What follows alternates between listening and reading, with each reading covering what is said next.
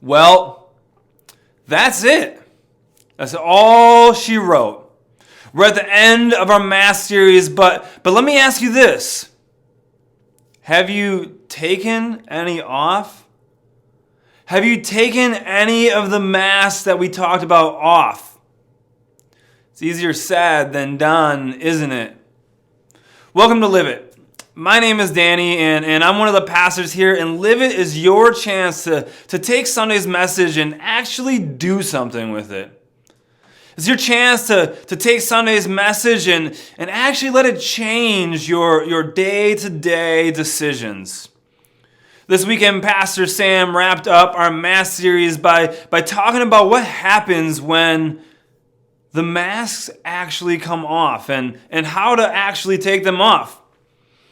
There's this famous line from an artist that was popular when I was growing up, and he said, if you had just one shot or one opportunity to seize everything you ever wanted, would you capture it or just let it slip? There's two aspects of this quote that I want to talk about, and the first is, what is everything that you ever wanted? Is it a big house? A 1967 candy red Corvette Stingray with a 7.0 liter big block? That's my dream car, by the way. But maybe for you it's kids or a partner or a college degree. Physical things that this world can offer you. Or is it freedom? Like true freedom, the kind of freedom that comes from Jesus, the take off your masks type of freedom. Pastor Sam on Sunday showed us that the freedom that we get from Jesus allows us to be our true selves. The self that God always intended us to be as He forms and shapes us. Which leads us back to the second part of this quote. The one opportunity. See, an opportunity means that we have a choice. And we do. We have to choose. We have to choose to allow God to transform us. And the beauty of our God is a gracious God. He's a God that is the exact opposite of that quote. A God that no matter how many times we screw up, He continues to give us opportunities time and time again. See, in order to take off these masks, these masks that we wear because we're insecure or afraid of showing our true selves, in order to take them off, we have to give our lives to Jesus. And while that might seem like we're losing something, it's actually the exact opposite. Giving our life over to Christ is a gift.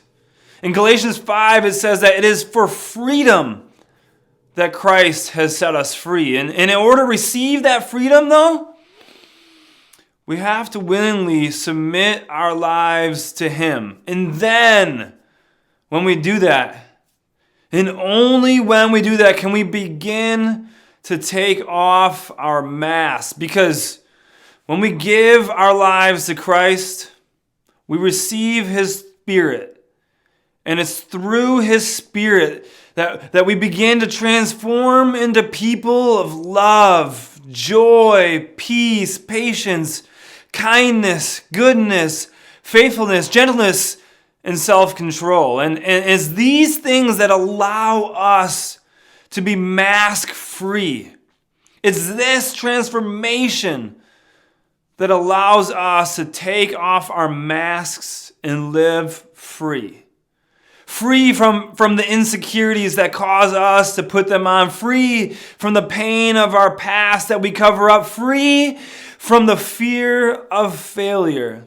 So, as we consider what life would look like to live a life free and maskless because of Jesus, I want you to ponder a few questions. First, what mask are you putting on? To live a life of freedom in Christ, you have to first know what you're a slave to. So, what mask are you putting on? Second, do you actually want a life of freedom? Some people don't. Like, some people would rather sit in their comfort of what they know because change can be hard. So, do you want the freedom that comes from Christ? And finally, will you capture it? Will you seize this opportunity to live a maskless life, a life of freedom with Jesus? And then as you ponder these questions, I want to leave you with this challenge. My challenge to you is to take stock of your life and then make a decision. Remember, the choice is yours. Slavery to your masks or freedom in Christ. Thanks for living it with me, and we'll see you next week.